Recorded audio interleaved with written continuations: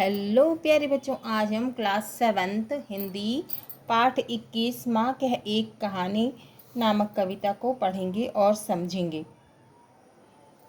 कविता का सारांश है। माँ कह एक कहानी नामक कविता में राष्ट्रकवि श्री मैथिली शरण गुप्त ने गौतम बुद्ध जिनका नाम क्या था, सिद्धार्थ, उनके पुत्र राहुल के माध्यम से बच्चों में दया, करुणा, प्रेम, ममता आदि गुणों को उजागर करने का प्रयत्न किया है। उन्होंने अपनी कविता के माध्यम से यह बताने का प्रयास किया है कि भक्षक से बड़ा रक्षक होता है। हाँ तो बच्चों, भक्षक से बड़ा कौन होता है? रक्षक होता है, रक्षा करने वाला होता है। आइए सीखें।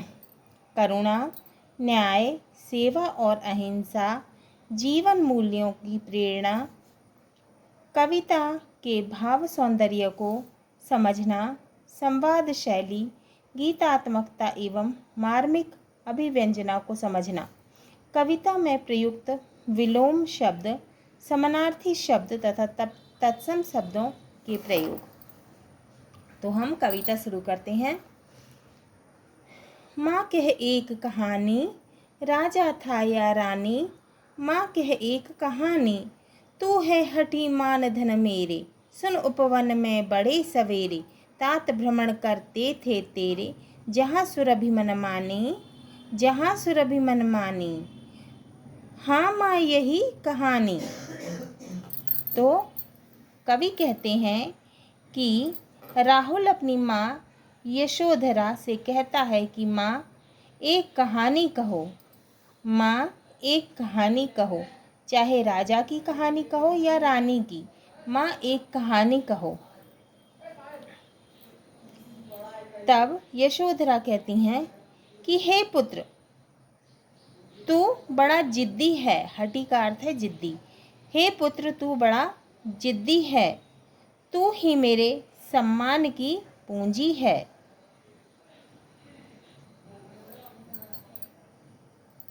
तू अब एक कहानी सुन। तेरे पिता, तात का अर्थ होता है पिता। तेरे पिता बड़े सवेरे उठकर, सुबह प्रातः उठकर उपवन में भ्रमण करते थे, मतलब कि घूमते थे। तो तेरे पिता बहुत सवेरे उठकर उपवन में घूमते थे। जहाँ सुरभि मन मानी, जहाँ सुरभि मन मानी। हाँ मैं यही कहानी। उस उपवन में मन के अनुकूल सुगंधित हवा बहती थी, वायु बहती थी। राहुल आश्चर्य करते हुए पूछता है और कहता है, हाँ माँ यही कहानी कहो। वर्ण वर्ण के फूल खिले थे, झलमल कर हिम बिंदु झिले थे। हल्के झोंके हिले मिले थे, लहराता था पानी, लहराता था पानी। हाँ माँ यही कहानी। तो यशोधरा कहती हैं कि उस बगीचे में तरह तरह वर्ण माने तरह तरह के फूल खिले थे।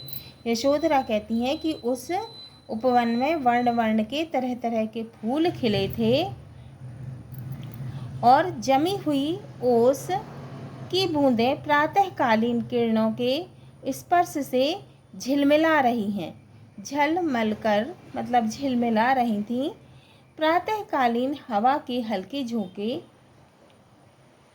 ओस बिंदुओं से मिश्रित होकर बह रहे थे। हवा के हल्के झोंके जो है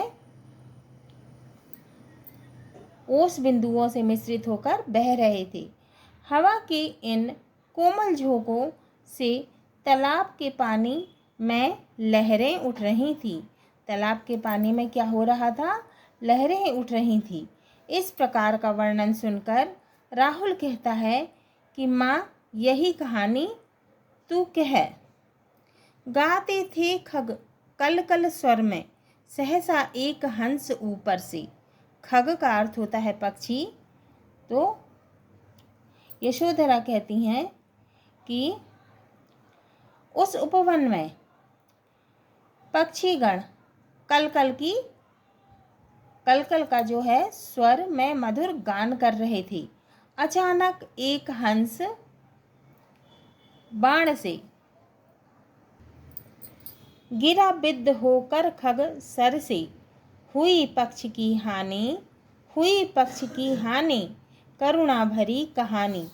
तो कवि कहते हैं कि यशोधरा कहती हैं कि अचानक एक पक्षी जो है वो हंस जो है वो बाण से घायल होकर ऊपर से गिरता है और उसके एक पंख को हानि पहुंची हुई है, अर्थात उसका पंख जो है वो एक पंख टूट गया है।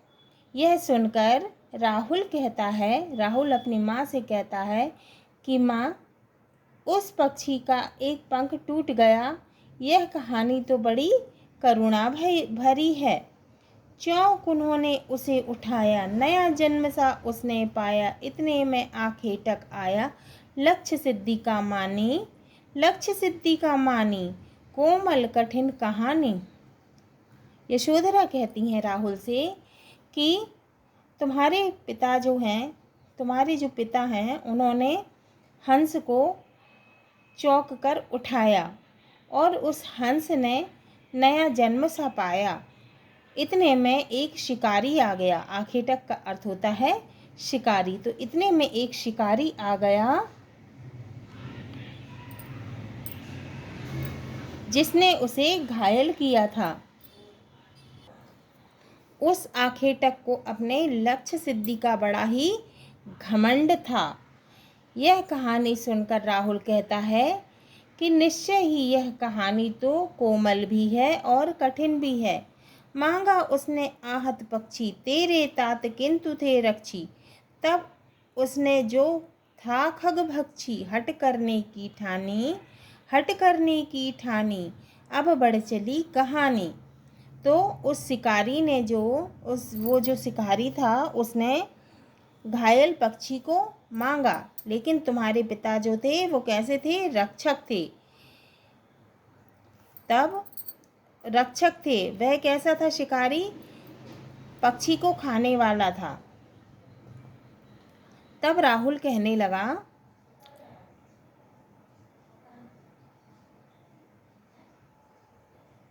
कि कहानी अब बढ़ चली है। यशोधरा कहती हैं कि उस शिकारी ने हट करने की ठान ली, उस शिकारी ने हट किया और अड़ गया। अब राहुल कहने लगा कि उसने रक्षक से उस घायल पक्षी को लेने की जिद की। अब तो यह कहानी बढ़ चली है। हुआ विवाद सदैव निर्दय में, अभय आग्रही थे स्व-विषय में। गई बात तब न्यायालय में, सुनी सभी ने जानी, व्यापक हुई कहानी। कवि कहते हैं कि यशोधरा राहुल को आगे की कहानी बताते हुए कहती हैं कि तुम्हारे पिता अर्थात रक्षक और शिकारी अर्थात भक्षक के बीच घायल पक्षी को लेकर विवाद बढ़ने लगा। अब दोनों अपनी अपनी बात पर अडिग थे, अर्थात दोनों ही उस घायल पक्षी को लेना चाहते थे। तब यह विवाद कहाँ गया? न्यायालय तक। तब यह विवाद न्यायालय तक चला गया, जहाँ सभी ने दोनों की बातें जानी और सुनी। तब राहुल कहता है कि अब यह कहानी तो बहुत व्यापक हो गई, अर्थात चारों ओर फैल गई। राहुल, तू निर्णय कर इसका, न्याय पक्ष लेता है किसका? कह दे निर्भय जय हो जिसका।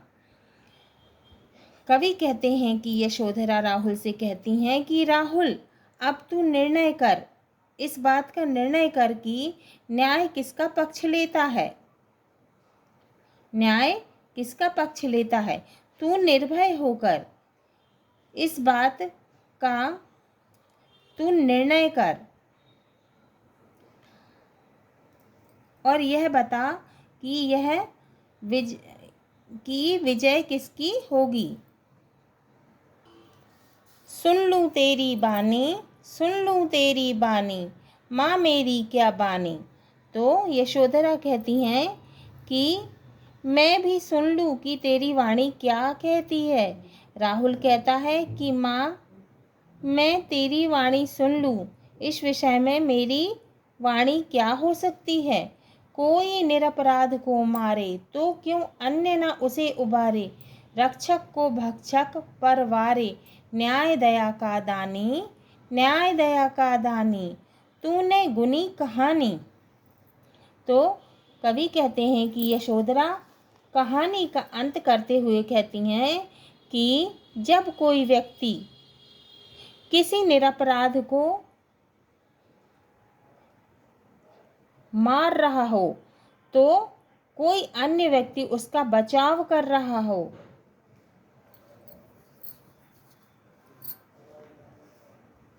तो कोई अन्य व्यक्ति उसका बचाव क्यों नहीं करेगा।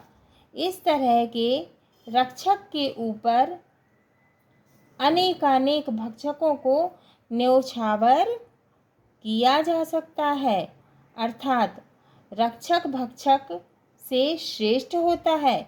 यशोधरा कहती हैं कि अब तो तू निश्चय ही कहानी के वास्तविक अर्थ को ठीक से तूने समझ लिया होगा कि मारने वाले से बचाने वाला बड़ा होता है। यह कविता किसने लिखी है? मैथिली शरण गुप्त जी ने। अब हम मैथिली शरण गुप्त के बारे में पढ़ेंगे। श्री मैथिली शरण गुप्त का जन्म 1886 में चिरगांव जिला झांसी में हुआ था। इनको राष्ट्रकवि की उपाधि से सम्मानित किया गया था। तो मैथिली शरण गुप्त को किससे सम्मानित किया गया था? राष्ट्रकवि की उपाधि से सम्मानित किया गया था। इनकी कविताओं में देशभक्ति एवं सामाजिक न्याय की आवाज़ को विशेष स्थान मिला है। इनकी रचनाएं कौन कौन सी हैं? द्वापर, साकेत, भारत भारती, यशोधरा आदि इनकी प्रमुख कृतियां हैं। कृतियां का अर्थ है रचनाएं। निम्नलिखित शब्दों के अर्थ शब्दकोश से खोजकर लिखिए। हटी का अर्थ होता है जिद्दी, उपवन का अर्थ होता है बगीचा, हिम बिंदु का अर्थ होता है जमी हुई ओस, शर का अर्थ होता है बाण, रक्षी का अर्थ होता है रक्षक, व्यापक का अर्थ है विस्तृत, निर्भय का अर्थ है निडर, उबारी का अर्थ है बचाना, तात का अर्थ है पिता, आखेटक का अर्थ है शिकारी, पक्ष का अर्थ है पंख, खग का अर्थ है पक्षी, सदय का अर्थ है दयावान, निरपराध का अर्थ है अपराध से रहित, मानधन का अर्थ है सम्मान की पूंजी, सुरभि का अर्थ है हवा, सुगंधित हवा, विद्ध का अर्थ है घायल होकर, आहत का अर्थ है घायल होना, उभय का अर्थ है दोनों, निर्दय का अर्थ है दयाहीन, आग्रही का अर्थ है अडिग रहना। हाँ तो प्यारे बच्चों, ये हमारा पाठ 21 माँ कह एक कहानी नामक कविता पूर्ण हुई। अगले वीडियो में हम इसके प्रश्नों के उत्तर को हल करेंगे।